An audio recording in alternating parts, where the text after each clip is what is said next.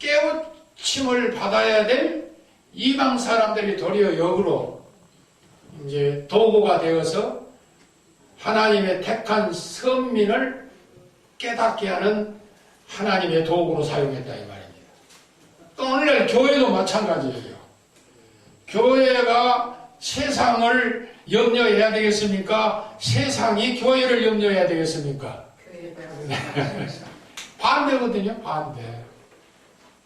교회가 세상을 염려해야 되는데 세상이 교회를 염려하고 있어요. 목사를 염려하고 있어요. 그래서 목사가 직업이냐 사명이냐 이 기로에서 방황을 해요. 직업이냐 사명이냐. 목사는 직업이 아니에요. 사명이에요. 사명. 근데 직업과 사명의 중간에서 방황하고 있어요.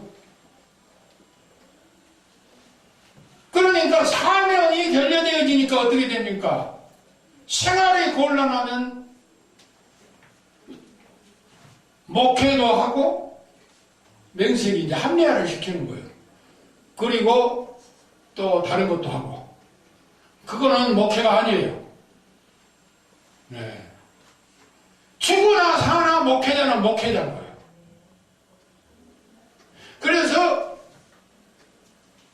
목사는 목사로 살다가 목사의 자리에서 목사로 죽어야 돼요.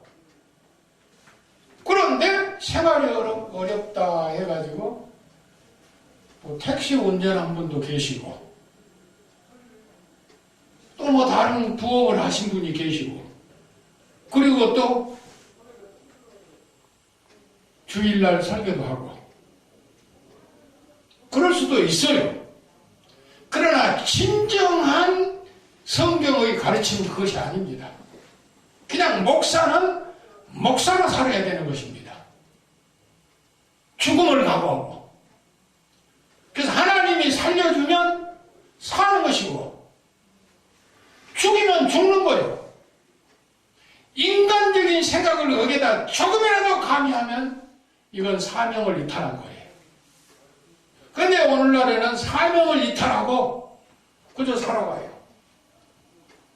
주일날이 지나면 월요일날부터 토요일날까지 성도가 몇 명이 되든 간에 그 성도를 위해서 기도하고 가정을 위해서 기도하고 그 성도가 하는 일을 위해서 기도하고 그 성도에게 먹여야 될 하나님의 귀한 말씀을 준비하는 것이 목사의 사명인 거예요. 그런데 생활이 어렵다고 해가지고 일주일 내내 다른 거 하다가 주일날 강대상에만 서고 그게 좋다는 거예요.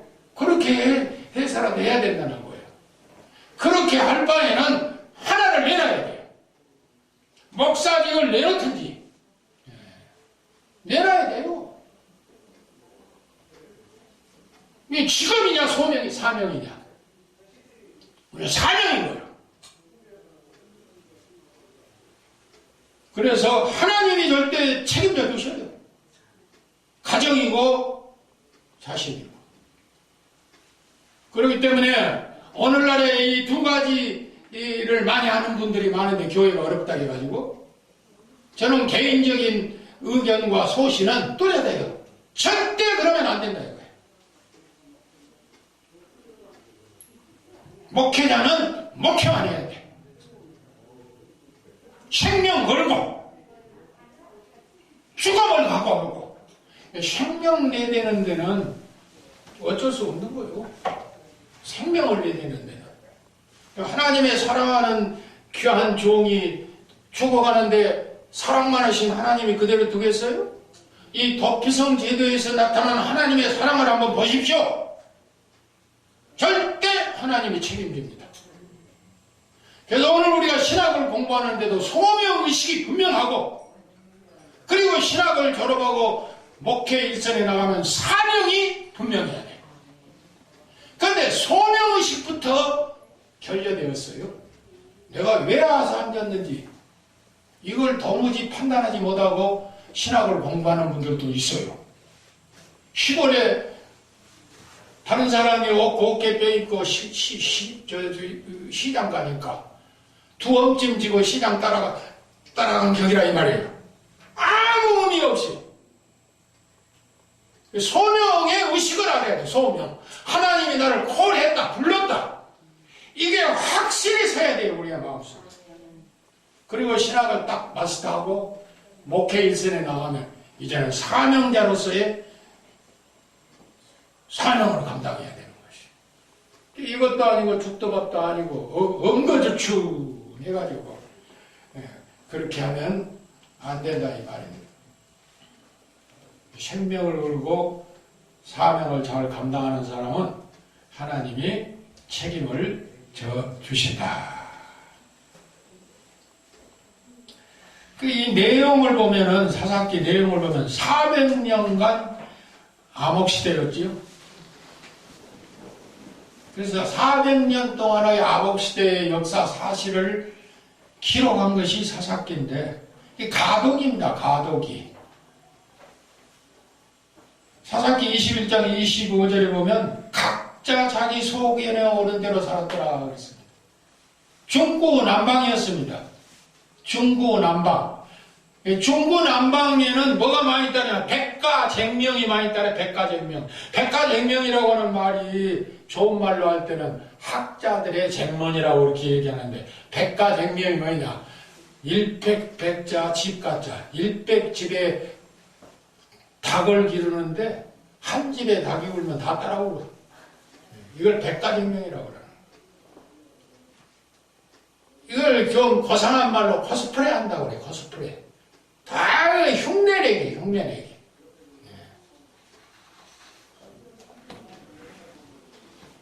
하나님과 나와의 관계를 확실히 맺어야 돼요. 이걸 캐치를 해야 됩니다.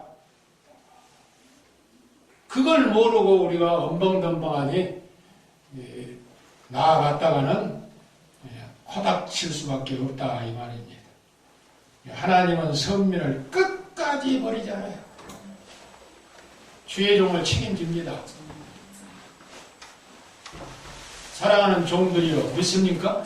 주의 종 책임져요. 염려하지 마세요. 그래서 우리가 사사기의 세 가지 특징이 있지요. 하나는 거듭 타락한 선민의 모습, 두 번째로는 하나님 자비의 손길, 세 번째로는 상선 버락. 잘하면 축복 주고 잘못하면 맷들고. 미워서 때리는 거 아니에요 이게. 잘하라고 때리는 매예요. 사랑의 채찍이에요. 이 사랑의 채찍도 아프겠어요? 안 아프겠어요? 아프지요. 맞은 사람은. 미워서 때리는 매나 사랑으로 때리는 매나 아픈 것은 매 마찬가지인 거예요. 질적으로 다르지만은 아프기는 마찬가지예요. 그럼 사랑의 매를 자초해야 될 거야? 안 해야 될 거요? 사랑의 매를 매가 내려지기 전에 우리 잘해야 돼요. 신학 공부도 좀 부지런히 하실 때 하시고.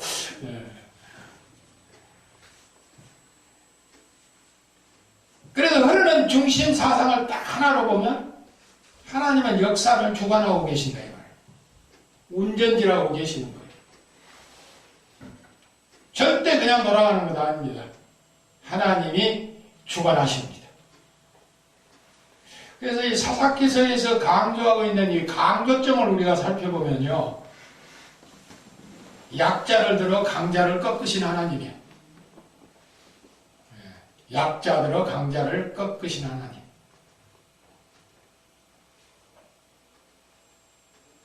신앙의 힘이라고 하는 것은 어떤 군대보다 강합니다. 그래서 영국의 메리 여왕이 스카틀랜드하고 이렇게 전쟁을 하는데 전 낙서 목사님의 기도의 힘이 일개 사단 병력의 힘보다 더 세다고 그랬어요. 무섭습니다. 우리가 드리는 기도가 괜찮은 것 같지만 무서운 힘이 발휘되어져요. 그래서 어떤 군대보다도 강합니다. 신앙의 힘이.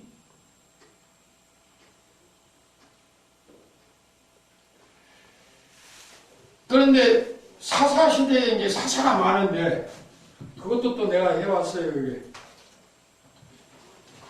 자, 이거 한번 또 봅시다. 사사시대, 사사들, 미안해요. 일어나서 섰다 하라고 그래서. 네.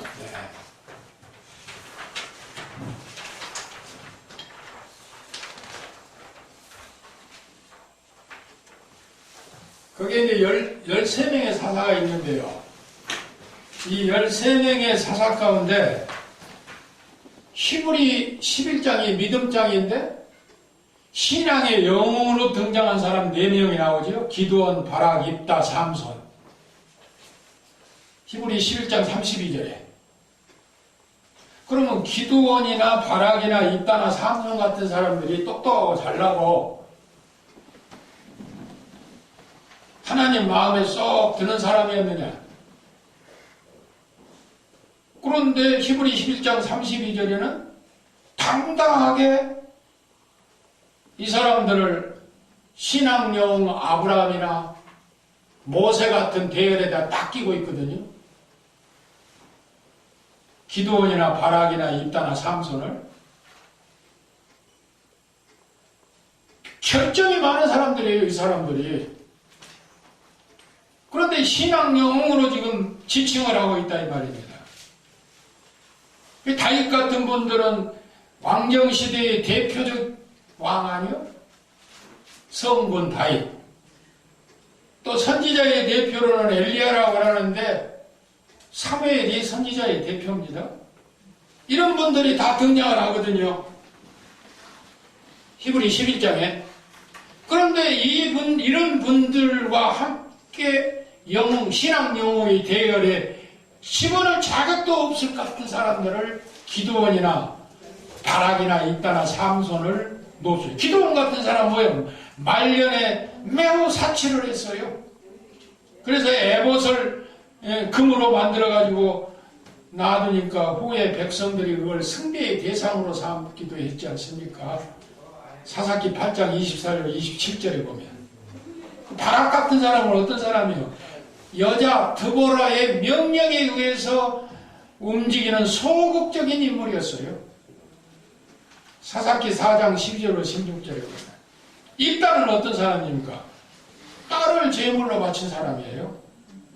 사사기 11장 34절로 40절.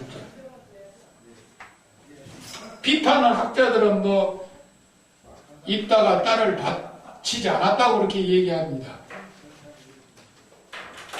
절대 잘못한 거지요. 딸을 바친 거예요. 이방 사람들이나 바치는 딸을. 삼손은 어떤 사람입니까? 이런 사람들을 신앙영웅의 대열에 올려놨습니다.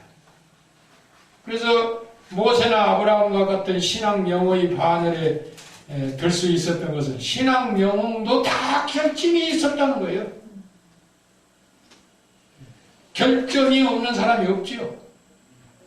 그러나 믿음으로 모든 것을 해내냈다 이거예요. 기드온도 믿음으로, 바락도 믿음으로, 입다도 믿음으로, 삼손도 믿음으로. 자, 그러면 여기 별지를 한번 봅시다. 여기 13명의 사사가 나오는데 온니엘 같은 사람은 40년 통치를 했어요. 유다지파죠. 그때의 대적은 메소포타미아. 메소포타미아가 8년 동안 괴롭혔습니다. 3장 7절로 11절에 보면.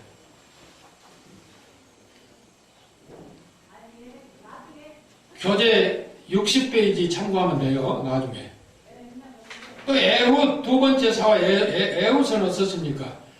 80년 통치를 했어요. 80년. 베냐민 지파지요. 그때의 대적이 모압입니다. 모압이 18년 동안 괴롭혔어요. 3장 12절로 30절. 세 번째 사사는 누굽니까? 삼갈이죠. 납달리 지파인데 3장 31절 딱 한 절입니다. 이 사람은. 그때 당시에 대적은 블레셋이었어요. 3장 31절에 보면. 네 번째 드보라는 40년 통치를 했는데 에브라임 지파지요. 그때 대적은 에브라임의 야빈 20년 동안 괴롭혔죠. 4장 1절로 5장 31절까지. 다섯 번째 기도원이에요. 40년 통치를 했는데 므낫세 지파입니다. 대적은 미디안이지요. 7년 동안 괴롭혔죠. 6장 1절로 8장 35절. 그 다음에 여섯 번째는 아비멜렉입니다. 이 아비멜렉은 누구예요? 기도원의 아들이죠. 아비멜렉이 기도원의 아들이면 무슨 지파겠지요? 므낫세 지파지요. 9장 1절로 57절. 23년 통치를 했습니다. 일곱 번째 돌라 23년 통치. 이사가 지파죠. 성경에 딱 두 절 나와요. 10장 1절과 2절. 다른 행적은 없습니다. 그 다음에 여덟째 야일입니다. 22년 통치를 했는데 므낫세 지파입니다. 이 사람. 4줄 반에 아들 30명, 나귀 30개 타고 성읍 30개. 10장 3절로 5절에 그렇게 끝납니다. 22년 통치 기간에. 그 다음에 이제 입다, 딸을 바친 입다지가 6년 통치지요. 갓지파입니다. 대적은 암몬인데 18년 괴롭혔죠. 10장 6절로 12장 7절의 내용입니다. 열 번째 사사는 입상, 7년 통치. 스불론 지파죠. 딱 5줄 성경.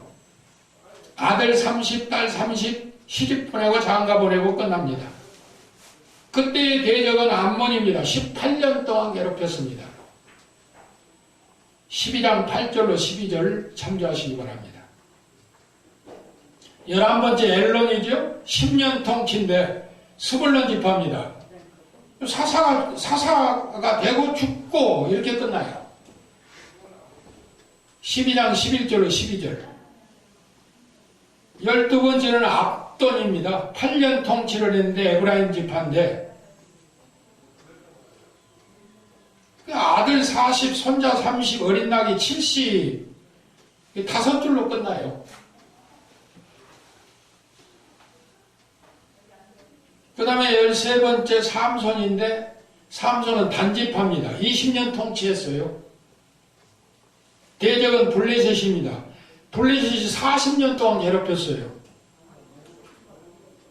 이 내용은 13장 1절에서부터 16장 31절까지입니다. 그런데 13장 1절에서 16장 31절까지 삼손이라고 하는 이름이 무려 78번이 나와요. 삼손.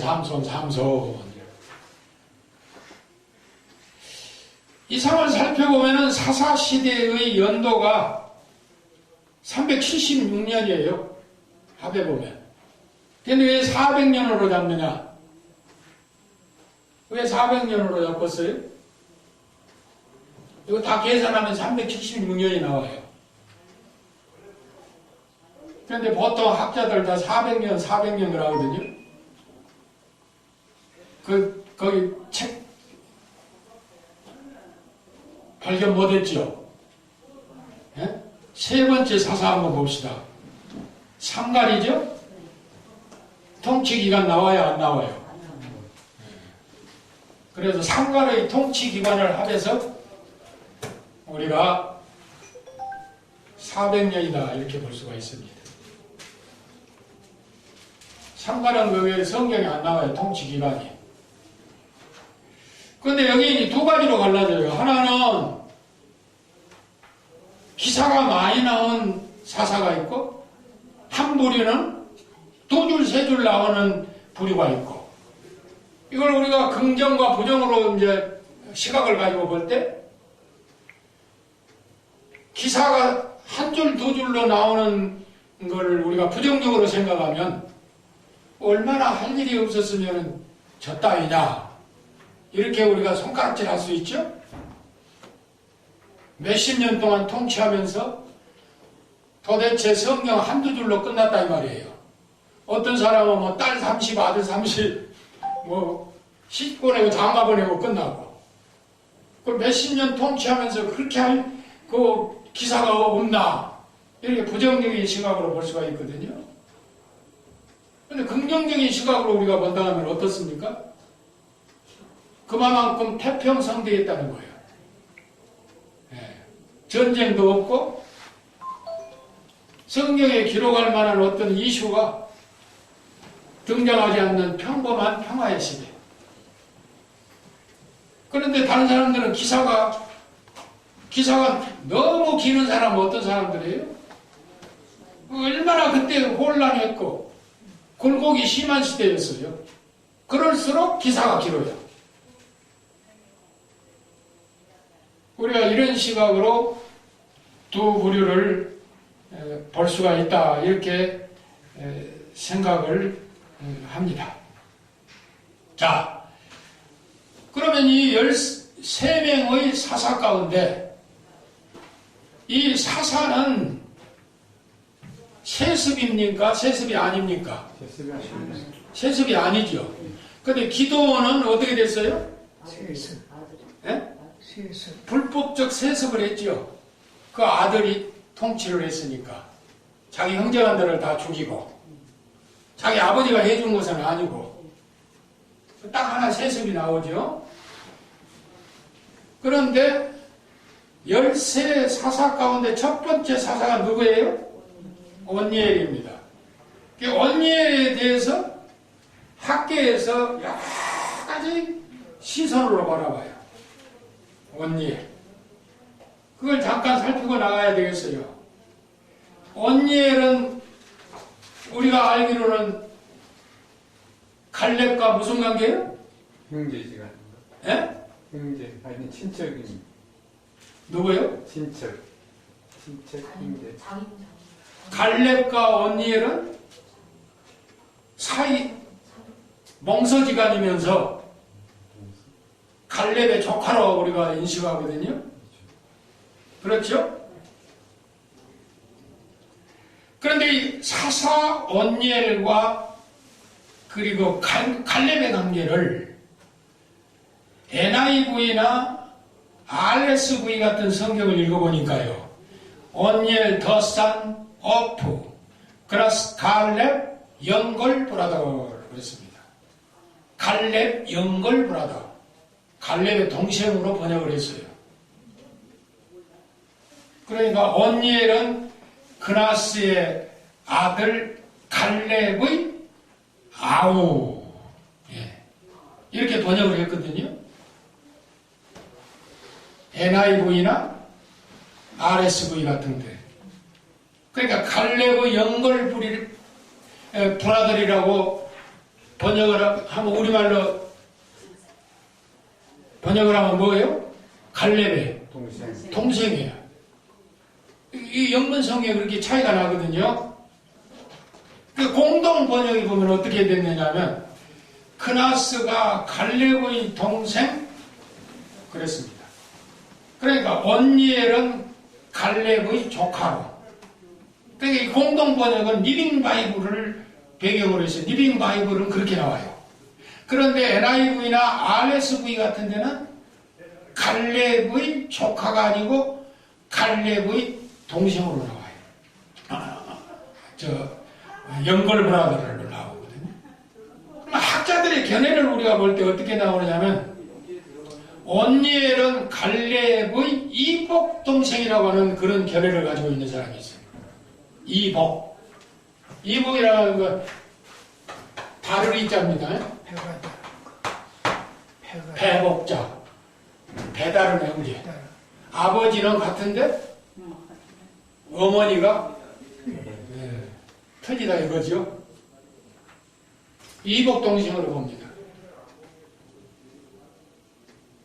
그렇게 보는 학자가 벌듀라고 하는 사람이 벌듀.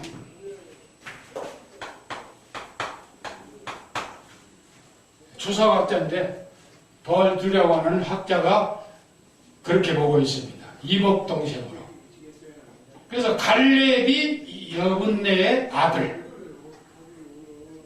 민수기 13장 6절에 그랬거든요. 따라서 일단 갈렙은 누구의 아들? 여분네의 아들. 그런데 사사기 1장 13절에는 언니엘이 그나스의 아들 그랬습니다. 좀 복잡해요. 잘 들어보세요. 따라합시다. 언니엘은 그나스의 아들. 이걸 지적하고 있어요. 옳은 소리인데 지적하거든요. 벌두가. 근데 그나스를 지적하고 있어요. 그나스는 한 족속의 이름이에요. 여호수아 14장 6절에 보면. 한번 읽어보세요, 장로님. 여호수아 14장 6절. 먼저 찾으신 분이 한번 읽어보실래요?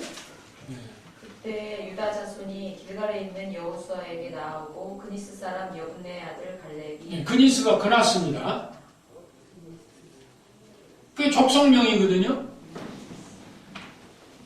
그러니까 여호수아 1장 13절에 온니엘이 그나스의 아들로 그랬거든요. 그러니까 이 그나스를 이 벌드는 뭘로 번역을 해야 되냐? 여분네라고 번역을 해야 된다는 거예요. 이해가 돼요? 그러니까 여호수아 1장 13절에 온니엘이 그나스의 아들로 되어 있는데 이 그나스를 잘못 번역했다는 거예요. 족속 이름 그대로 갖다가 얹지 말고 여분네로 번역을 해야 옳다는 거예요. 그러면 여분네로 번역을 하게 되면 갈렙의 아버지가 누구요? 그나스죠. 여분네 아니에요. 그러니까 아버지가 똑같은 거예요. 그러니까 어머니가 다른 이복동생이라고 주장을 합니다. 이 사람은. 벌드는. 그러니까 왜 그러면 여기에 그렇게 번역을 했나? 왜 그나스라고 번역을 했나? 오늘 우리도 대한민국도 그렇지 않습니까? 성기영이가 일본 이름으로 일본 사람 행사로 마라톤에 금메달리스트가 됐지만은 누구의 아들이라고 그래요? 성기영을? 대한의 아들. 금이 안양하는 사람들 그렇잖아요? 우리 이씨 집안. 그렇죠? 우리 이씨 집안. 그러듯이 그나스라고 하는 한 족속의 이름을 그대로 갖다가 얹어놓은 거지. 그러니까 벌두가 지적하기를 이건 그나스는 한 족속인데 이 그나스라고 하는 이 자리에는 누가 들어가야 되느냐? 여분네가 들어가야 된다. 그러니까 여분네의 아들이 갈렙도 되고 여분네의 아들이 온니엘도 되고 그러니까 아버지가 한 분인 갈렙과 여분네는 배가 다른 이복동생이다. 이렇게 주장하는 조석학자가 벌두입니다. 또 하나 학자가 있어요. 낭케라고 낭케. 여러분 혹시 그 주석 사시려면 낭케 주석도 좋아요. 저도 제 서거에 한지를 가지고 있습니다만은 낭케 주석을 보면 어떻게 나오느냐면요. 이 낭케에는 아우 따라서 합시다. 아우는 누구예요? 동생이죠. 동생. 예. 영걸 브라더라 이거예요. 이 아우라고 하는 말이 히브리 말로 아히라고 하는 말이에요. 원문에 아히, 아우라고 하는 말이, 동생이라고 하는 말이. 그런데 이 말은 친족이라고 하는 말이 들어가는 거예요. 친족. 그러니까 친족으로 번역을 해야 된다는 거예요. 낭케가 그렇게 주장을 해요. 친족으로 번역을 해야 된다. 그러면 갈렙과 온니엘은 어떻게 돼요? 친족. 낭케가 주장한 대로 친족. 그래서 낭케는 친족, 친인척으로 번역을 해놨어요. 이렇게 보는 시각이 다르거든요. 그러나 우리가 여호수아 15장 17절에 보면 갈렙의 아우 그나스의 아들 오니엘 그렇게 이제 번역이 됐고, 사사기 1장 13절에 보면 갈렙의 아우 그나스의 아들인 오니엘, 아들인 오니엘 그랬습니다. 이 단어가 중요해요. 확인을 해주고 있어요.